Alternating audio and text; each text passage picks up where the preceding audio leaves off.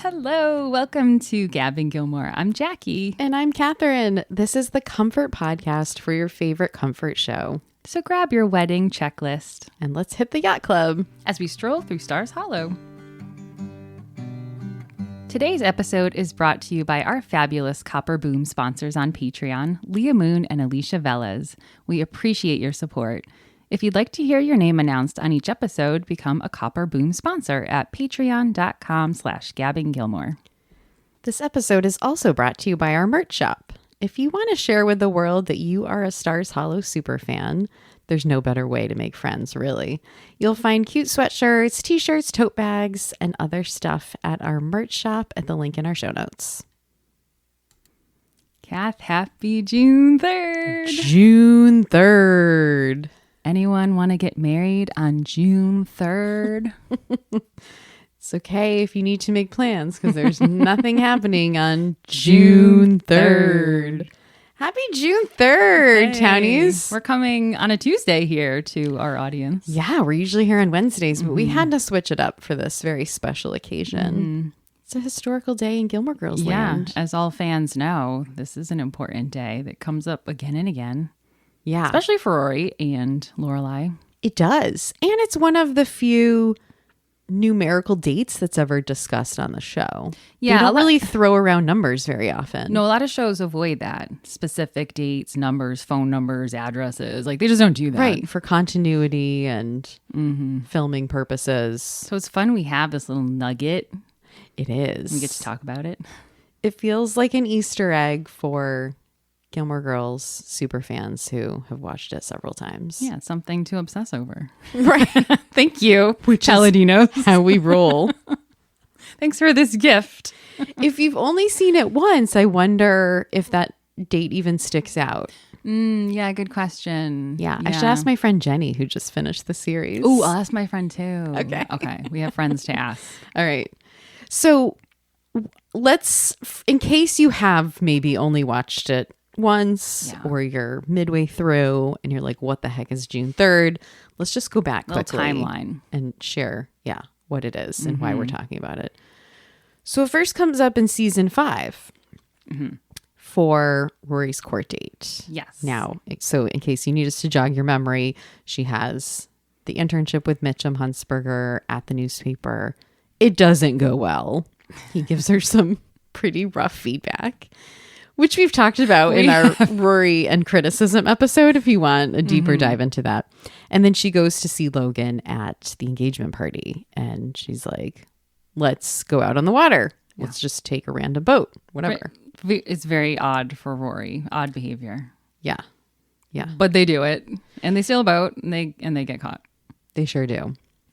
And then Lorelai walks into the diner telling Luke what happened. And she very quickly says, June 3rd, sounds like a good day to go to court, doesn't it? And she's just kind of unloading on him everything that happened. And he's standing there stunned. Yeah. So that's our first June 3rd. First one. Yeah. You want to take the second? Yeah.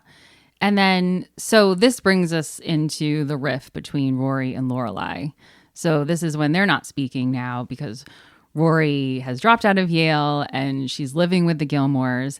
And we go through Rory's birthday, which is in October, right? So they're still not speaking then. This is quite a period of time.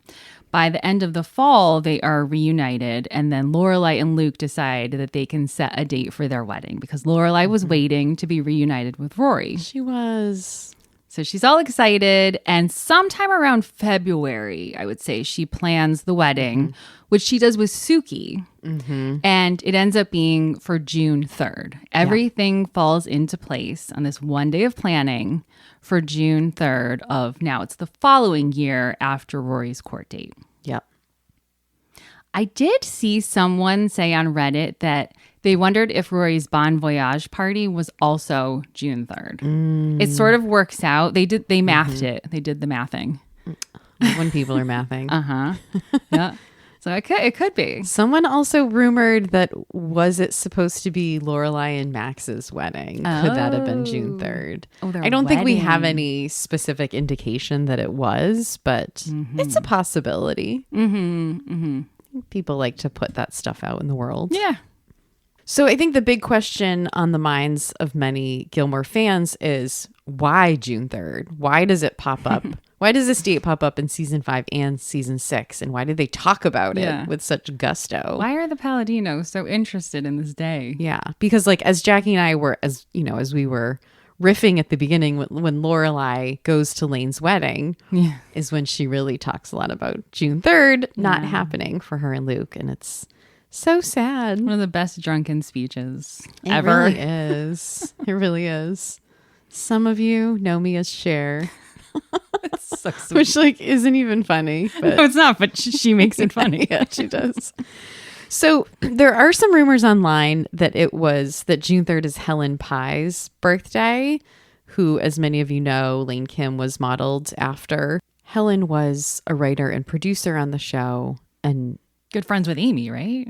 yeah. Yeah. Okay. Yeah, I think Amy pulled a couple of her real life stories for inspiration. She's for Lane. inspo. Yeah. But Valerie Campbell did a video about this on her TikTok. And by the way, if you all aren't following Valerie already, you totally should. She was a key set costume designer on Gilmore Girls for the entire series, and she worked on A Year in the Life. And she usually comes to FanFest. She's such a delight. She remembers everything. She has such a good Her memory. memory. Yes. And she tells great stories. She does. Yeah. So go find her on TikTok or Instagram, Valerie Cat Eye Scream. Yeah, because she makes ice cream. Because she makes ice cream. Yeah. See, she has lots of talents. She does. So she said that she was not able to confirm that it was any crew member's birthday, which I find informative. Yeah.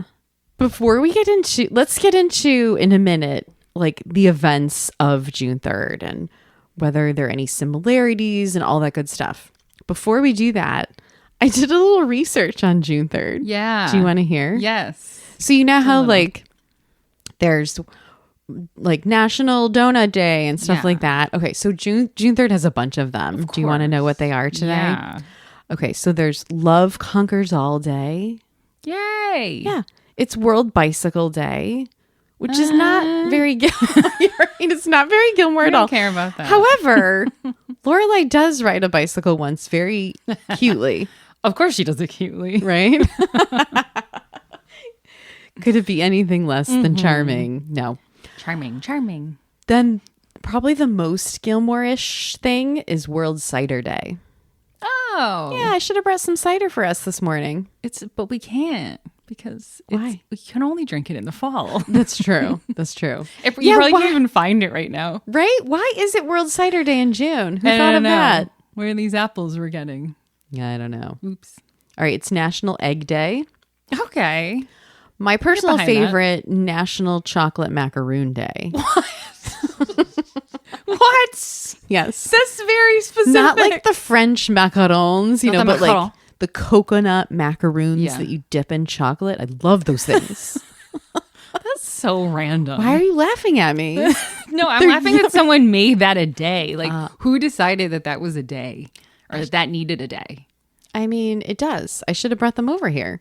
I mean, they're good, but that's like wallpaper day or like what? I don't know. I'm sure there is a wallpaper day. Okay, and then there's Mabo Day, which is it honors Eddie Koiki Mabo's efforts to overturn unjust land laws. Oh. And acknowledging the strength and spirit of the indigenous communities in Australia. Oh, As you Australia. can tell, I'm reading this from my notes yeah, because I couldn't memorize all that. No, But that's cool. And then there's two, they also have like weeks and stuff like that. So, okay, here are two that are very close to my heart, Jackie. Are you ready? Yes. It's National Headache Awareness Week. Oh, I know. We are sufferers. You and I both get headaches. And it's National Insect Repellent Awareness Day. You guys. And I get bit a lot. You and my daughter Julia. Yes. And Julia And is my kiddo. actually like severely allergic and gets blown up welts just from simple I know, bug poor bites. thing. I know. It's crazy. So those are close to my heart. So remember, everybody, if you're going outside today, wear some insect repellent. We should have gotten like off to sponsor this. We should. Yes. Yeah. Or That's one the of one those thing. Like brand- every time I know that she's going to be outside for anything, I'm like, yeah. But do you have bug spray? I know. Are your pants tucked into your socks? Can you just tuck them in? Just do it. She's and just those yeah. buggy bands. Like Yeah. I send my kid to camp with those. Those really work. They're pretty good. pretty good, I right? wear them on walks in the summer. You I do? put like one or two on my wrist and one on my ankle. Okay. And they're pretty good at keeping because sometimes you get those gnats flying in your Yes. face. I hate that. Ugh. Okay. We definitely should have had sponsors for those. Okay. And then there's a couple of famous birthdays. Are you ready? Okay, yeah. And I really wanted to like tie these to Gilmore Girls. Some Okay. I was successful with, some not. I'm just going to run through It's like them the 6 degrees quickly. thing. Exactly. It's Allen Ginsberg's birthday. He was a writer. I'm sure Jess or Rory once mentioned his works. Okay. Josephine Baker, who was a dancer and I want to say a singer. She was just like an entertainer years ago. Okay. Rumi, the poet. Oh. Rumi, Rumi. Yeah. Yeah. Yes. Curtis Mayfield.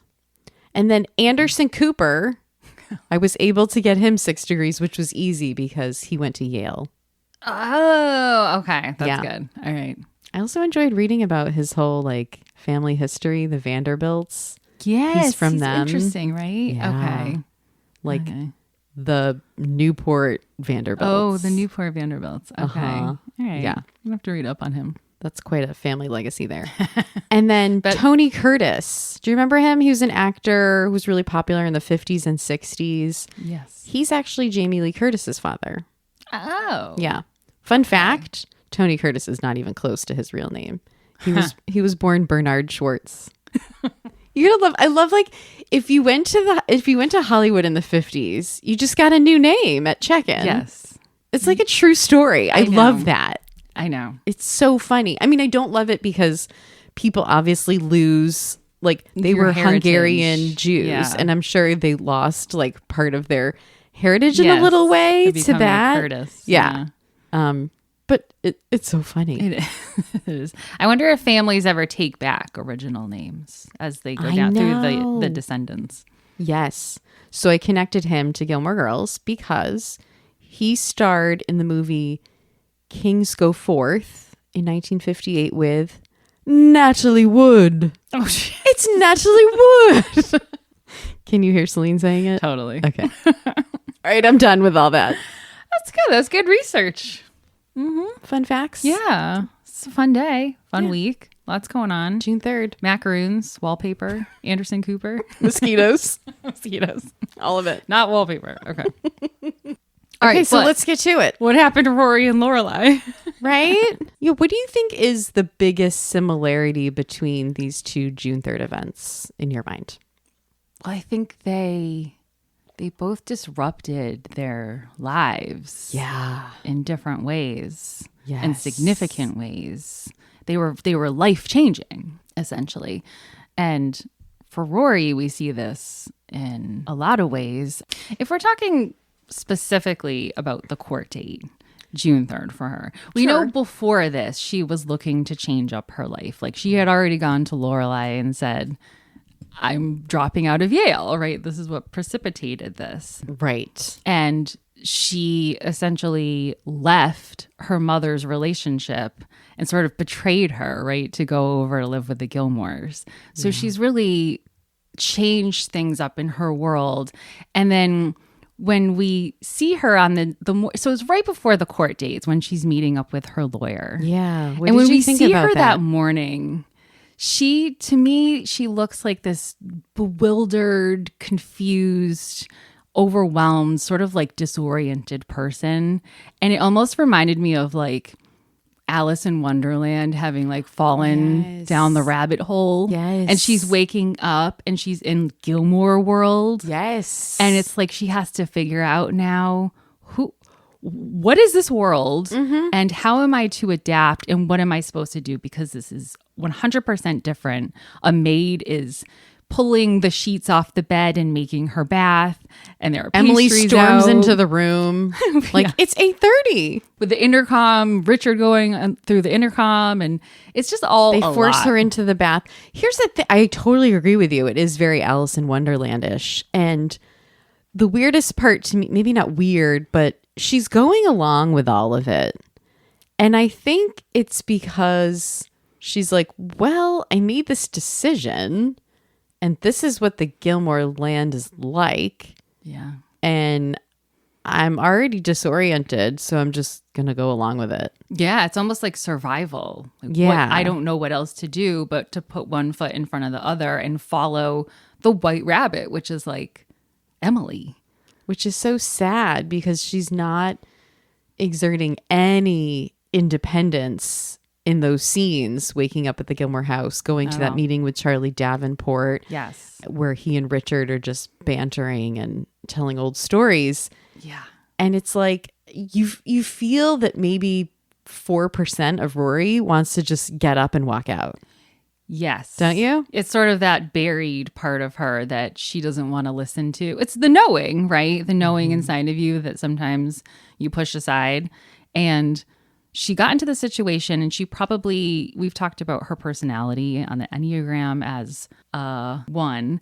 And so it seems that now she has decided, I made a mistake and I got in trouble. I just think bad. I got in trouble and now I have to take responsibility. Yeah. And is there a bit of like a penance? Right? I have to pay for it. Yeah.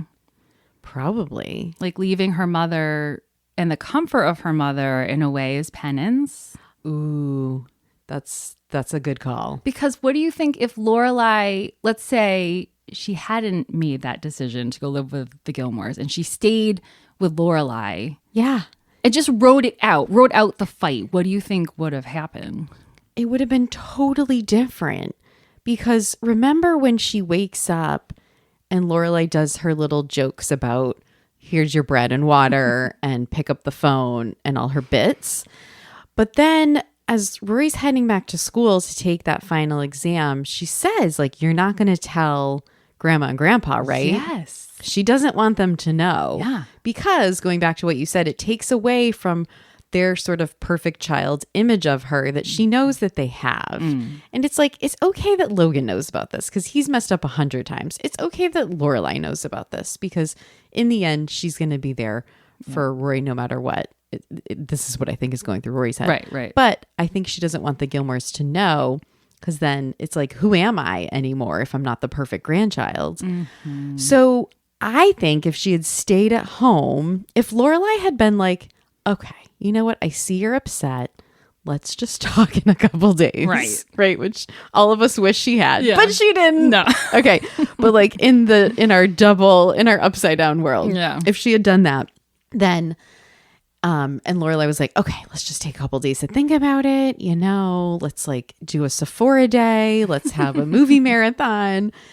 Things would have been completely different. I mean, they would have hired, I always say, you're like, Catherine, don't make A, B, and C. I know, because then you forget. Then I forget. Then I'm like, A, B, I don't know. Okay, I'll just say. Because things would have been completely different. Because, remember Luke said, I can help you with a lawyer? Yeah. I wonder if he would have called Nicole's firm or someone else. Yeah. He wasn't yet acquainted with the divorce lawyer, the child custody lawyer, the family lawyer guy. Remember him? Right. But I wonder who he would have gotten. They probably would have found someone a little more fitting for their small town lifestyle. Yeah. Because think about what happened in court. Yes. That judge, what really pissed her off was when Richard Gilmore and Charlie Davenport kind of look at each other like, yeah, it gives them like the, oh, okay, good job sign. You know, like this one, it's locked up. We're fine. And that's what pisses her off. I don't even think that it's Rory that no, I agree. Makes her mad. Like And even looking at rightfully. the facts of the case, Rightfully. I don't think she was that annoyed Yeah. until she sees these older men. Yeah. Like, oh yeah, we got this They covered. screwed her. It's all set. But they did screw her because Charlie Davenport doesn't even know her real legal first name. True. When he enters that courtroom, this guy did no work. No. And stop me if we've already talked about this on the pod, but no one explained to Rory that what pleading guilty meant. Like, did she understand it? When you cut a deal with the prosecutor, they had arranged a deal, right? It was, you're going to get 10 hours of community service, right? Was that it? Yep. Okay, but in order to do that, you have to plead guilty Yeah. or something. Sometimes there's, depending on what state you're in, there's something similar you can do that's like you're basically like not admitting to guilt, but they're sort of like continuing it without a finding, blah, blah, blah. Or you might have a suspended sentence or something. But here, I'm just going to assume it was kind of straightforward. She was pleading guilty to a felony.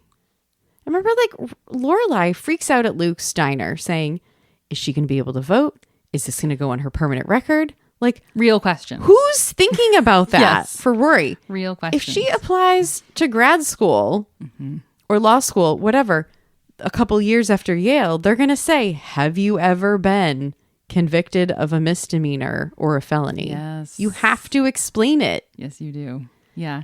These two men sitting in that meeting with Rory that morning, that she's still stunned and bewildered and all those things we said, are so gross in So gross. their just dripping privilege. And they think this is because of her standing, right, in the community and her whiteness and her privilege. Like, this is not a big Because deal. she's pretty. Yeah. Remember how Charlie's like, oh, lovely girl, Lovely girl, Richard. yeah. Lovely. We have nothing to worry about. There's no way a girl like this and a family like this is going to face consequences. Nope. So that they don't even put in any effort. They No. joke, they laugh. And She can I asked say how one question- patronizing he is? So patronizing. When he's like, What's do you have gonna any happen? questions, Rory? Well, I guess what's going to happen tomorrow? Good question, Rory. Good. And then he looks at Richard. Good was a good question. She's a Gilmore. Like, what the F are you Yeah. people doing? It's embarrassing. This is so condescending. Yeah. So anyway, long story short, if she had stayed with Lorelai for the summer, that would not have happened. I do not think she would have had 300 hours of community service. Agree. They would have worked out something else. Yeah. And summer at home would have made a world of difference. Like Lorelai said, you're not going to come home and work at the bookstore and bum around Stars Hollow. Not an option. However, doesn't that kind of seem like the perfect summer plan for Rory? Yeah. A little home base, a touchstone, getting back to herself, getting back to the inner knowing, like we talked about. Like, what does she want? And sort of like processing what she just went through with Mitchum. What does that mean to her? Like, she needed processing time, Yeah. which really you can only do in a safe space. And that was not the Gilmore's house. That was Stars Hollow. And she Right. could have got into that there. Even with Logan, I don't know. Logan probably would have been a bit of a distraction for her. But I still get the sense from Logan that he wanted to support her initially. He's did. unhappy that she left Yale, and he doesn't believe it and buy it and doesn't want it for her. Agreed. He was willing to go there with her. If she had been more vulnerable and said, like, this is a really hard time and it's making me reconsider everything in my life, Yeah. I think he really would have been there for her. But she's covering it up at that she's a jolly good felon party by being like, yeah, which is super cringy on its own. Yeah. And she's saying like, oh, I'm going to be queen of the sloths, all this stuff. Like, I'm going to beat you at it, at your own game. That's one of my least favorite Rory moments. It's really sad because you know it's just a front. It's not She's her. like play acting like Logan. Yeah. Like, I'll pretend to be Logan for a while because he seems to have fun. Right. And have a good time in life and skate through. So this is what he does. I'll do it. Yeah. And I'm in this crowd now of people who accept that as common behavior. You know, like she's suddenly more comfortable with them than she is around Paris and Lane. Like, she's not confiding in the people who know her really well, because I think they all would have said, like, Rory, what's going on here? Yeah. You know? Why'd you drop out of Yale? Oh, it all comes back to that. Well, and so what about Lorelai? Let's jump over to Okay. how Lorelai's June 3rd impacted her Right. and upended her life. Definitely. I mean, this was a huge event in her life. And I feel like a common thread among the June 3rd incidents for me is that both characters our beloved Gilmore Girls, Lorelai and Rory, both were missing really needed emotional support. You know, like Lorelai needed more from Luke during their engagement. He was pushing her away, and not down with the wedding. No. And I also feel like Rory was not there. I don't want to blame this on her, but I feel like Rory wasn't there as much for Lorelai as she typically would have been. Even though they had just reconciled, she was kind of very caught up in her own life at this point, which is fine. She's in college, you know, she's very caught up with Yale and Logan and the paper. And I don't know if she's noticing as deeply what's going on with Lorelai as she does in season 7 when Lorelai's with Christopher, remember? Yes. And Rory's more adept at seeing the problems in that relationship and kind of like offering her support to Lorelai and saying like, I'm not a kid, I can be here for you for this. That's a good point. And maybe that's a function of how she feels, how Rory feels about Christopher and Luke. So we could probably spend like 2 hours talking about that. Right. But going back to this June 3rd, I just don't feel like Lorelai had enough emotional support in her life at this point. Yeah, that's all great points about Rory. And then if you look at the other people in her life, you know, Suki, I feel like Suki is there for Lorelai to talk through the wedding issues when she needs it. I think that she might be the only person who's a listening ear for Lorelai. She does what she can. Yeah. You know, Suki can only ever do so much for Lorelai. Very true. And sometimes I think Suki gives her a great dose of reality in their conversations, and sometimes not. Right. It sort of depends on where Lorelai's at. And I think in this case, Suki really just wants Lorelai and Luke to be together in the long term because she has seen this coming for years and years. And she just wants to like put a ring on it and get those two down the aisle. Yes. So I think anytime Lorelai would bring this up to her, she would probably minimize it a bit. Yes. And be like, oh, you know, Luke, just give him some time. Yes. She's kind of seeing both Lorelai and Luke's own fears and flaws and where they're coming from. And she's like, you guys, you just need to get through this. Like, just get there. Similarly, Lorelai's playing it down a little bit, just like Rory is playing down her feelings about her journalism conundrum. Yeah. Lorelai's kind of playing it down like, oh, I'm just going to cancel all the flowers. Oh, I'm a good canceler. You know, she's kind of minimizing it for everyone in her life to play it cool. Like, oh, I can roll with the punches. I'm going to be fine. Absolutely. When she's not. Her missing. And frankly, she needed more support from Luke. I mean, she did. And, you know, you can just see him feeling that shame, and he's feeling too bad to really support her in this. Yeah. He's like falling back on that shame when he should have stepped past that. Yeah. But he knew he messed up with April, and he couldn't get past that. And he was just like overly focused on April and unable to balance the two. And I do believe that. I mean, he says later, I think I used her to push you away. And yes, but also I think Luke just was still immature at this point, emotionally immature, and really kind of unable to understand how to blend the two. But I think he did have a fear of Lorelai and her personality and like how interesting and cool she is, and it made him doubt his own self. He couldn't see them as that's sad, like two interesting beings within this one relationship bring together a whole that makes them something even more powerful. And he couldn't identify that could be even better for April than just him alone. Good point. I have a question for you.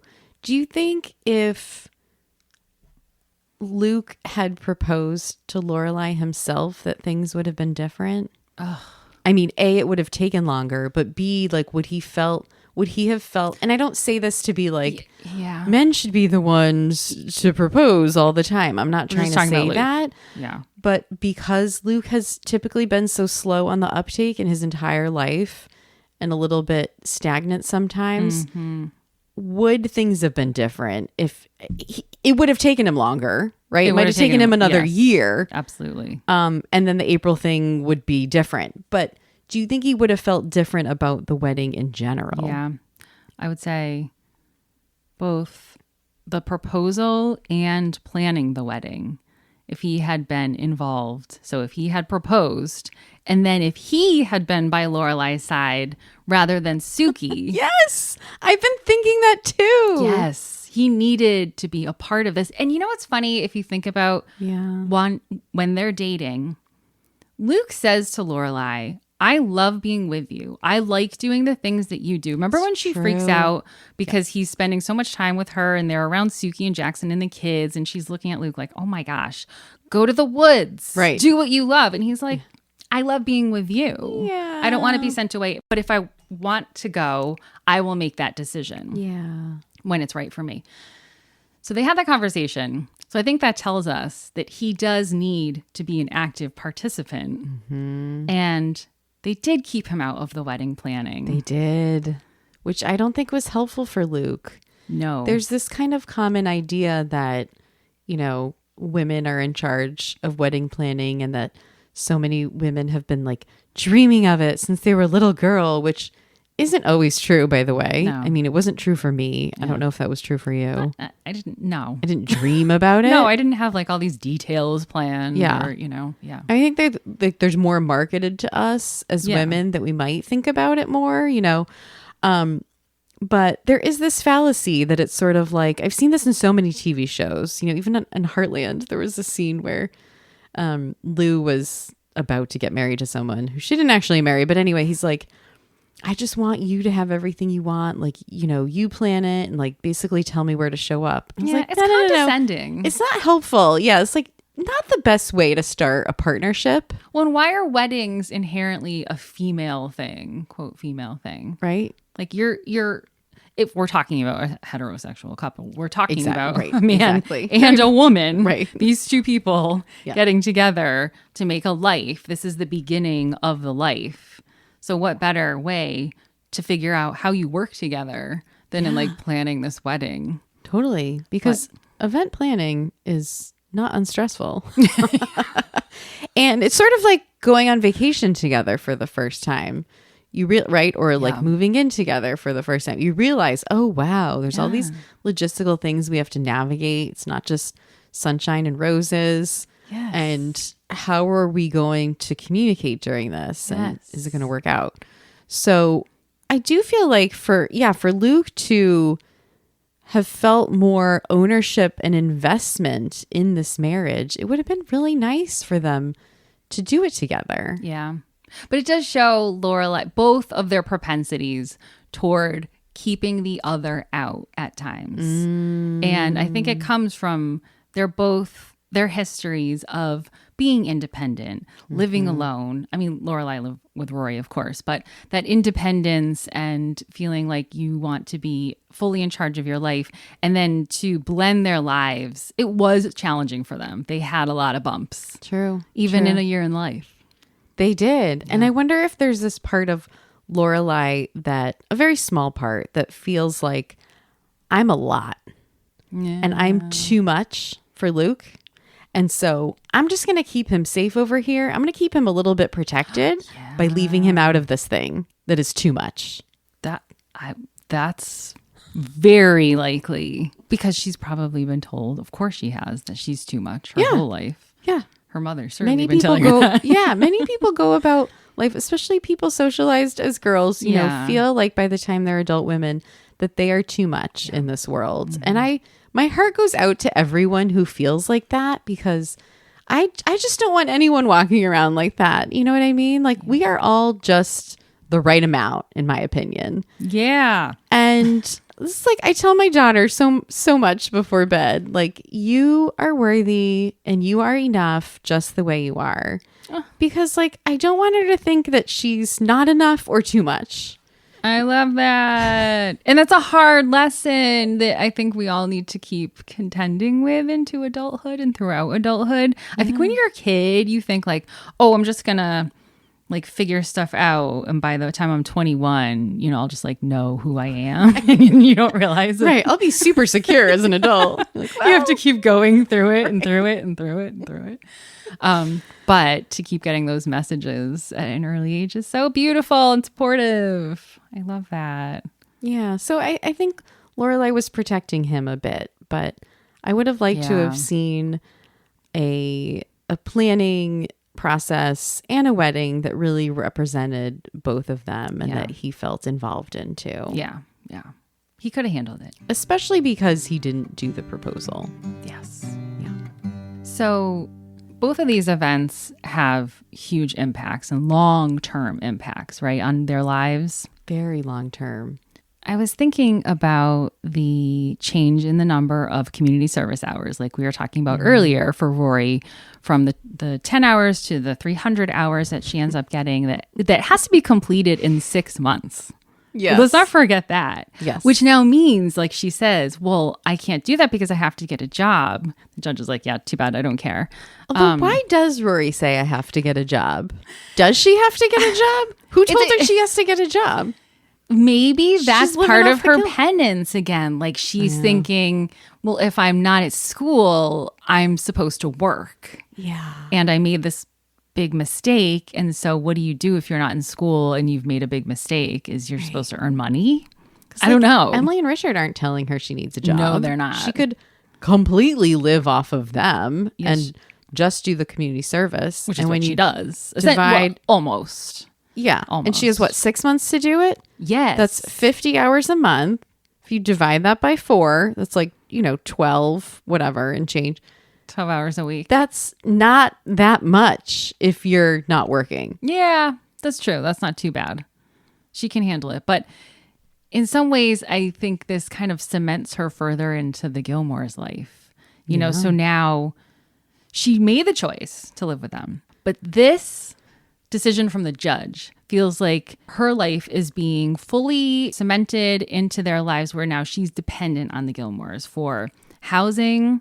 Now she can't get a job, so Emily has a solution and sets her up with the DAR, which further sets her in, to Emily's world and sort of like Emily's control and Emily's oversight. It does. But also, let's just back up, because who says Rory couldn't get a job? Right. You ask again. Yeah, like hold on, slow down. She's making all these assumptions. Like, you could get a job and work 12 and volunteer 12 hours of community service a week. Like, did she look around? Other question. Okay. Does she not have a car? Did it actually get impounded? And what does that mean? Right. I don't think Does anyone know what that means? I think she doesn't have a car at the moment, but she's gonna get she gets her little Prius back. She does. Yeah. Because yeah. Emily's driving her into her community service sometimes. Yeah, I think but- she hasn't gotten it back yet. Okay, Right. just It at was, that like, point. they say it was impounded Yeah. in Bridgeport, which really is just like when they kind of take inventory of your belongings. But the car was not involved in the crime, No. as far as I know. So it's weird that the car was involved in any way. I Yeah. would think it should just be sitting at the yacht yacht club, yeah. parking lot. Me too. So that Which- confused me. Like the Huntsbergers have full capacity to be Yeah. there. So I would think if they just made a call and said, oh, Rory Yeah. Gilmore's car is in the parking lot for a few days, they'd be like, sure, whatever. Right. Okay. I'm not sure why It the just police felt were like involved. They kept having to set it up so that she's completely dependent, on Emily and Richard now for everything. Yes.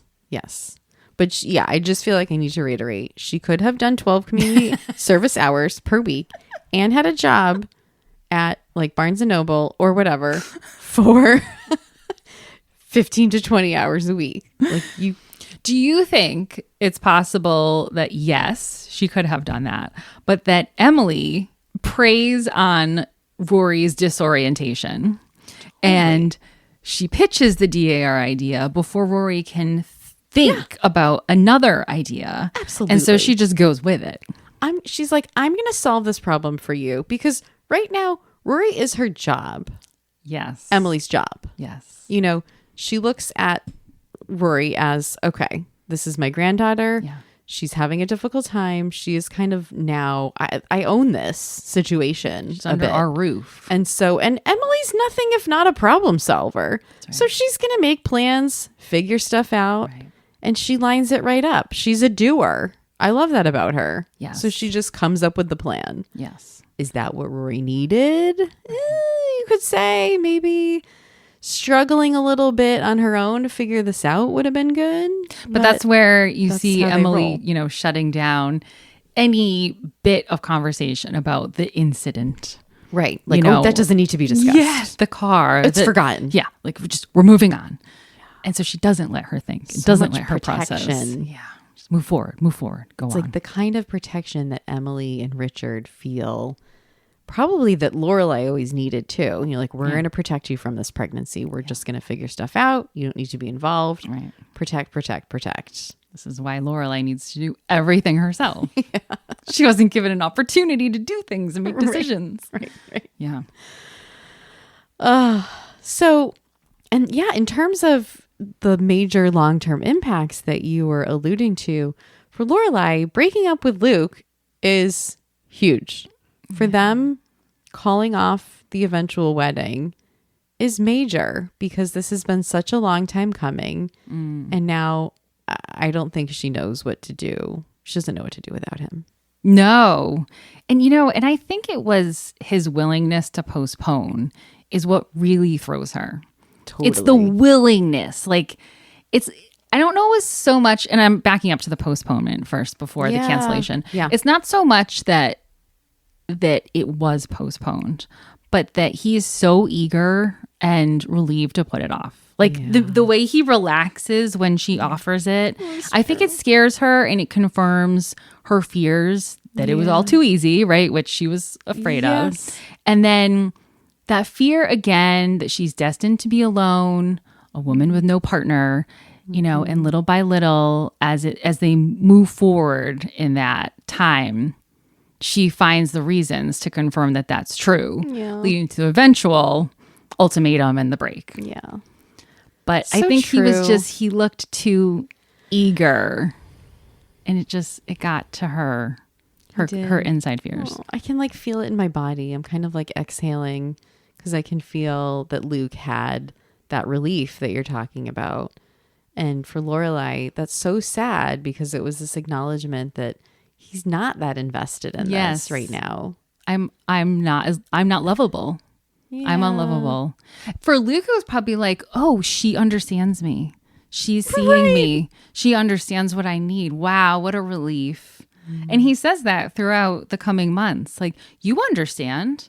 You're not all over me about this. Right. He thinks she's being supportive, or he wants to think she's being supportive. He's not really seeing what's there. No. He's choosing to see certain things. And I wonder for Lorelai if a small part of her felt foolish and silly. Like, I proposed to this man. I went off and planned this whole wedding with this man. I did all these things and he's not really here for it. Yeah, I can see that. No, it makes me want to cry for her. I know. And I'm having a very emotional week. I know, right? People. I think I've been crying at everything. Yeah. Yesterday we were watching this home improvement show on Netflix.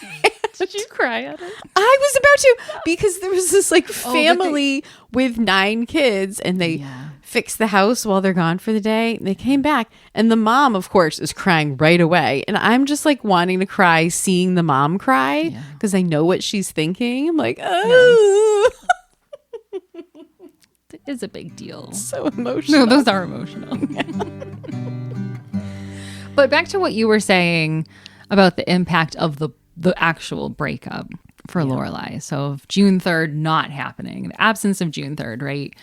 Of course, leads Lorelai back into Christopher's arms. It does. It brings us Christopher. So that's a big deal. And I only think she ended up there because of this breakup.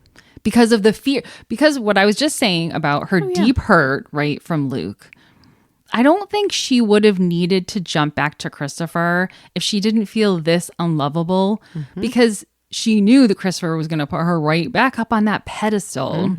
And Who has always loved me? yes, Who has always adored he me? was the rebound that she needed, but not exactly as Suki said. Yeah. You needed like the bouncy one in between. Exactly. You needed Not Christopher. You needed a fling. Yes. You needed a cute young guy. Where's that guy from business school? Call him up. Yes. Have a little romp. Exactly. Yeah. Yeah. And that's big. And it's bears repeating that Amy Sherman Palladino did orchestrate all of that That's right. before leaving the show. Yeah. So I don't know. When people complain about season 7, it's like, okay, let's just remember they set it up that way. They the did. creators of the show. So I don't know. Yeah. There's that. And the semester-long detour from Yale was hugely impactful on Rory's life. She had to, like when June 3rd was over, not just the community service and her summer with the Gilmores and the semester and all that stuff, but she had to catch up. She had to reanalyze what she wanted to do. It for a while was making her feel ineligible to be editor of the newspaper. She had to find a place to live on campus, so it really had a long-term impact on her. It did. Yeah. I think in some ways it really does motivate her though. So she came from that place of wanting the break and sort of needing to change her life. And then all of a sudden she comes in with this like hot motivation, once she's done with the community service and she realizes that the Gilmores are not the place for her. Yeah. And now she's like back to school and talking to her professors and looking for a job. And she's like the like best Rory that she can be. Yes. The gusto. Yes. That she might not have had if she had spent the summer home with Lorelai Right. and then gone back in the fall. Might not. Do you think Hard to there's a know. world where Rory spends the summer with Lorelai in Stars Hollow and then transfers to Harvard? I don't see her I don't see her moving on to Harvard. No.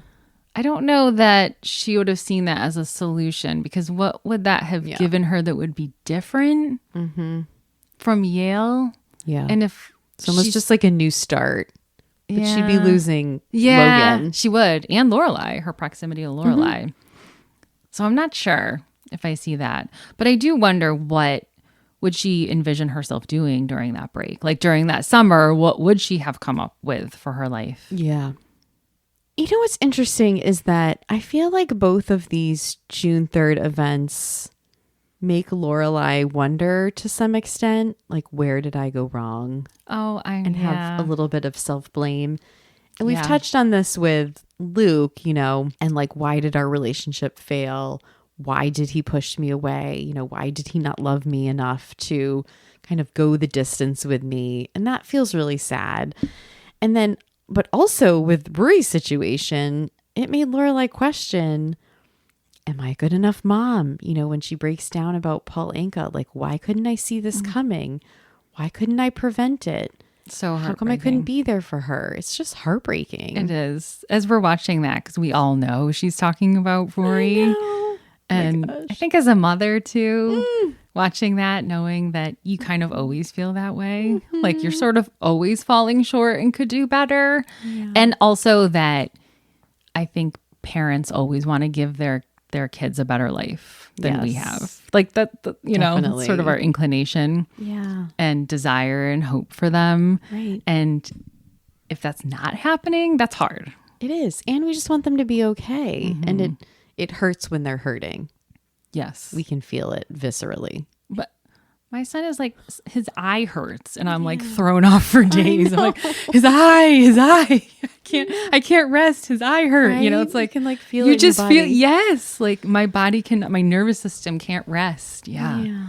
I know. We're so in tune with our kids. Yes. And we are. I do have to say, I loved Lorelai processing a little bit of the where did I go wrong during the Valentine's Martha's Vineyard trip with Luke, because they actually communicate. They have a conversation. It's more of like, where did we go wrong? Yeah. Rather than where did I go wrong? But I love that she's opening up and she's saying, I proposed to you. I want to get married. Right. I feel like it's not going to happen. Yes. And I love that she said that finally. It was like, yes, this is the vulnerability that you've needed to have, Lorelai. Tell him what you're really thinking. Finally. And he receives it and responds as vulnerably. Why is that so hard to say? I think you got it. I think He responds as vulnerably. There we go.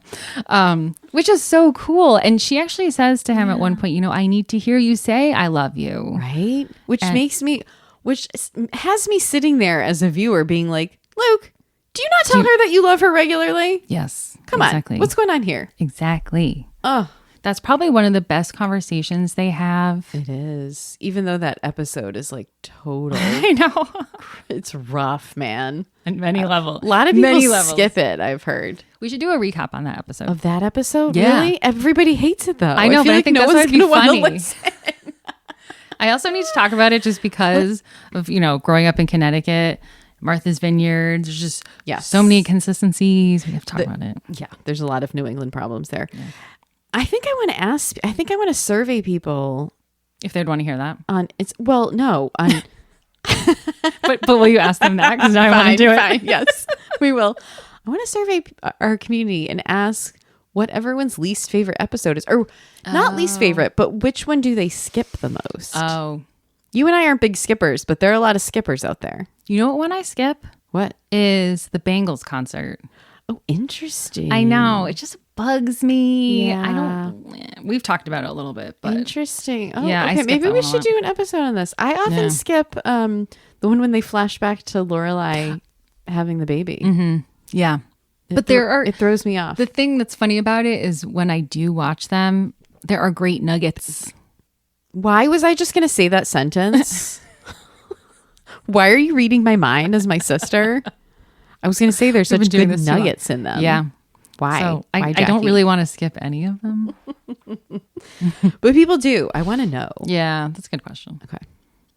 And can we recap Martha's Vineyard? Sure. Okay. Any other similarities that you see between these two June 3rd incidents? Yeah, it seems to emphasize Lorelai being alone again. Yeah. We talked about that independence and feeling alone. I think Rory leaving her to live with the Gilmores must make her feel deeply lonely to have lost her best friend and her daughter. And at the same time, she is keeping Luke at arm's distance during this. And he has some ideas about how to help, and she doesn't want to hear it. He has to yell at her about being in the middle and his distress over not knowing his role in it. Right. And she apologizes for that, but she still keeps him at bay. Mm-hmm. So she's sort of like keeping herself as an island during That's true. Good point. The other thing I was thinking about in regards to Lorelai's wedding, right after she gives the toast for Lane and Zach's wedding, I feel like that's a particularly lonely time for her because the whole town saw her pain. Yeah. And they're trying to support her in it. So they actually, in that attempt to support her, they ignore the pain. Yes. So Miss Patty goes and tells a new story. Yes. So that they can avoid any problems. Again, everyone's trying to get Lorelai and Luke to the altar. It's like a big cover up. Yep. It's like Operation Java Junkie.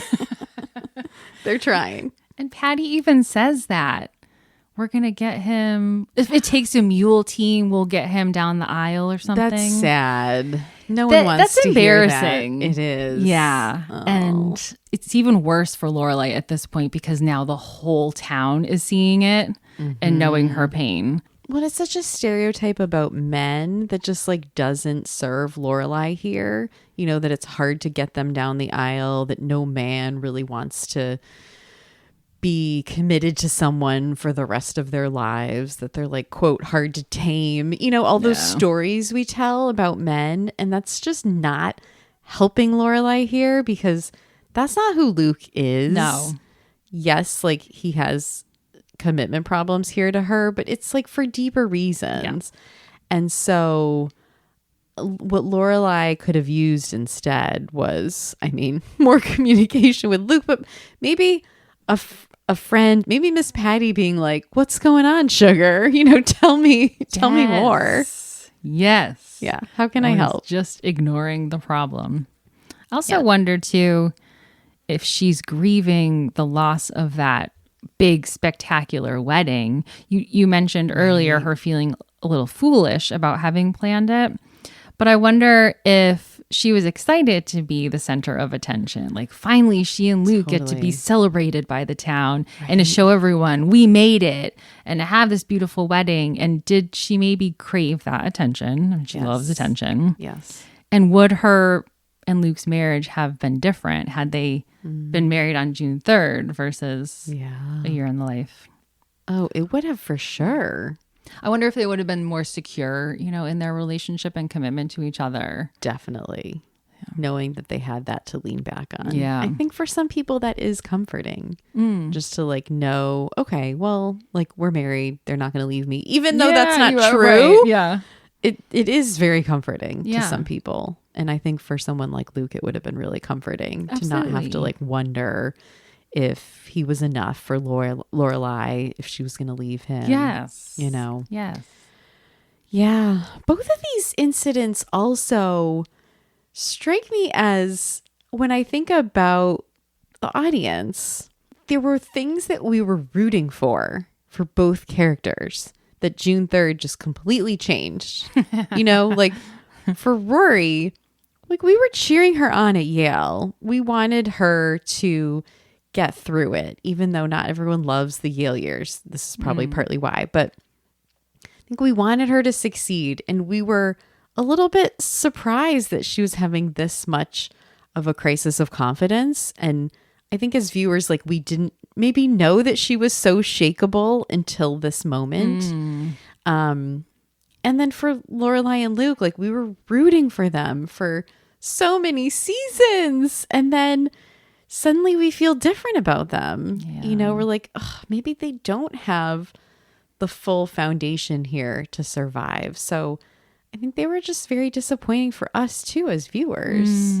No, you're right. And people do seem so disappointed by Rory after this break, or even because of the break. But yeah, I think you can see the disappointment and hurt through Lorelai's eyes, because this is this precious plan that they had from the time that Rory was a toddler. Yeah. And it was something that Lorelai spent her life, devoting to getting Rory into an Ivy League school and becoming a successful woman. Yeah. And when that breaks, now we see that, maybe Rory's going to go in a different direction or do something we didn't expect. Yeah, it's hard for us, but also to see that through Lorelai's eyes and as a mother. But you can't always predict life and plan life. Right. And this is just a normal part of the trajectory of growing up, right? Yeah. Yeah. And I think we probably feel it so deeply for her, especially, I always like to acknowledge our younger listeners who were kind of looking up to Rory as they were moving through childhood and high school and college, and using her as a bit of a yardstick for their own growth and development. And I wonder if it was hard for them to see her go through such a hard change, or maybe a little bit empowering for some to say, okay, well, if Rory can have this big of a shakeup and completely change the direction of her life, or contemplate changing the direction of her life, maybe that's okay if I do that too. Yes, I do hope that for people. Yeah. Very much so. Yeah. Yes, because people are talking a lot these days about failure and the importance of failure. I don't love the word failure. I don't know why. Maybe it's just years of the negative connotation, but I do talk about making mistakes. We've talked about that a lot here, and how we have to be allowed to make mistakes as we grow. We have to let our kids make mistakes. And sometimes that's hard because we feel they're a reflection of us and our parenting, and they're a yardstick of whether we're doing a good job of parenting, which isn't necessarily true. And when we can take ourselves out of that, it's important to do. And I think Lorelai is able to do that eventually, but she does have her guard up for those months when they're not speaking because she's mad. She's mad at her daughter for changing the plan. And she's just kind of like in the ego and can't get past that. Like, you're not supposed to make mistakes and change. And she had to take her own time to process that, you know, and we know Lorelai is a little bit immature sometimes. Yeah. Developmentally, Yeah. emotionally, she needed more time to process that, but she does. Yeah, for sure. And it's true. I've been thinking a lot about failure lately too, and what does it mean and all that stuff. And there was this, I was listening to this podcast by Brooke Castillo about failure, and I appreciate her so much. I always listen to her when I feel like I'm struggling. And she talks about failure as really just this, like having expectations of our own that we did not meet for whatever reason. Okay. And she's like, it's really just the difference between what you expected to happen and what actually did. Okay. And, you know, what we take away from that situation is really like what makes it a failure More or important. not. You know, it's like, what are we deciding about it in our own brains? Yes. What are the thoughts that we're having The about it? story And we're so telling. for Rory, if she could have looked at this internship, which again is hard, and said like, okay, that didn't turn out the way I thought it was going to. Like, what does that mean about me? And she made it mean that this was the wrong career for her. That, you know, he was right, that she had to shift gears. She could have chosen to think about it as, gee, that was not the right place for me. Yes. And I'm going to try again in this other place. Yeah.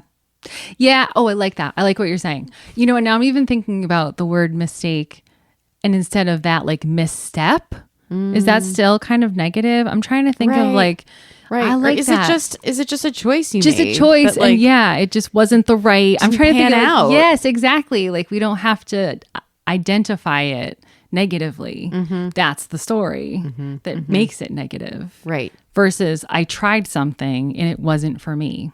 Right. We've talked about this with relationships. Yeah. When we give advice, you know, if you're with someone and you're trying this romantic partnership with someone and it's not working Right. out, maybe you don't need to fight for it. Maybe this is like dating. Sure. Yeah. Maybe you don't need to go after this person. It might not be the person for you. Right. And does that make the whole relationship a mistake? Right. Or failure? Or is right. it just like you've decided to go a different way? It was an experience. Because everything is a choice. Like, I don't think Yeah. Rory was looking at her summer and her fall as choices.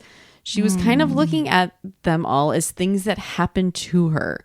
This court date, you know, happened to me. The community service happened to me.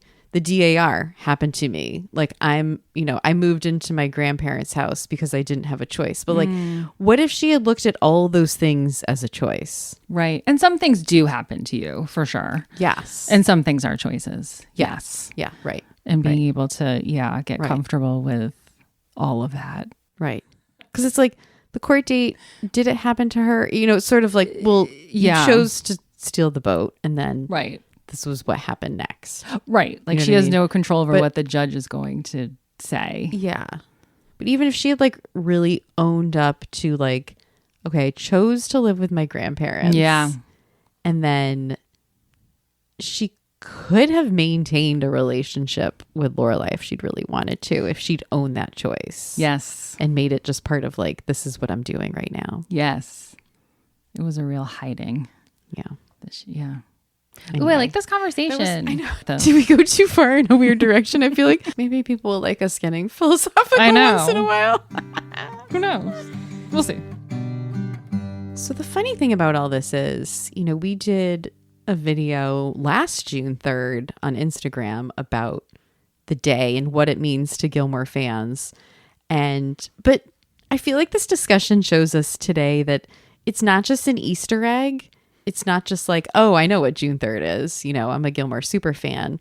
It's like, these were some really life-changing, heavy moments for Rory and Lorelai. And it's cool. I'm really glad that we had this discussion about some of the similarities between the two and how it impacted them for a long time. Yeah, this is fun to take a look at. And these are deep impacts for them, for each of them. And I think moments of deep growth. Yes. Personal growth, professional growth, for both of them and their relationships. Yeah. Because even we see growth from the Gilmores. And so it's nice to see how that web from June 3rd spread, even to the town. Like it spreads throughout the whole show. It did. And, I think there was a moment in time I was thinking of it as an unlucky date and sort of joked around about that. But you know what? There was someone really cute in our comments last year who was like, I got married on June 3rd and like, I'm very happy. It was the sweetest thing. I'm like, yeah, cheering you on. Woohoo. So let's not be afraid of the date. In fact, I don't know. Tell us, like, we should start a little thing online today about maybe some good things that happen on June 3rd. Yeah. Let's share some positive moments. I like it. You want a Totsie? Let's do it. All right, girl. How did Gilmore show up in your life? I was sick last month and I started rewatching Younger. Did I already tell you this on the pod? I don't know if you told us on the pod, but I told you in real life. Yes. I think. So I was like, I love Younger. Yeah. It's okay. It's kind of stressful because she's telling this big lie and you're always like, oh my God, just tell everybody. Yes, that's true. But I love Sutton Foster and who we know goes on to be on Bunheads with Amy Sherman Palladino and all that good stuff. Oh, and she comes back and she's in A Year in the Life, little cameo. Mm-hmm. Great singer, tap dancer, all that Broadway stuff. So I love the show. And I was watching it just kind of binging because I think I was sick. Yeah. And there's this part in season 1 where Kelsey, played by Hilary Duff, who I love in this show. She's just delightful. Like, does everyone love Hilary Duff? Yes. Is she just universally loved? I also liked some of her music right here. Let's sing it. Although I have to admit that Andy and I make fun of her movie Raise Your Voice. Oh, yeah. From years I don't know ago. it that well. I think she would even make fun of it today, probably. But it's like one of those good watches, though, on like a Saturday. But she's delightful. Okay, so anyway, she, her character, she has this like finance bro boyfriend who's like pretty awful. And she's like, all right, Thad, go home and watch Gilmore Girls. And then she turns around to Liza and she's like, he loves that show. All right, how did Gilmore show up in your life this week? So I mentioned on the pod, but it may have been on Patreon. I don't know. So maybe not all of you heard this, that I had some backyard construction going on. It was going on for a long time. It was like over a month. Yeah. And just the other day they wrapped up. Woo! And yes, but guys, okay, the day that I knew they were leaving, there was a lot of chaos because they were trying to get it done. They promised, like, we're going to be done at the end of the day. And I'm like, okay. And my husband was home and I'm like, but I'm just like, so they're not going to be here tomorrow? And he's like, no. I'm like, I'm just like, I'm kind of sad. He's like, why? You needed closure. Yeah. I'm like, I mean, they've been here for so long. You just like look out the window and they're there.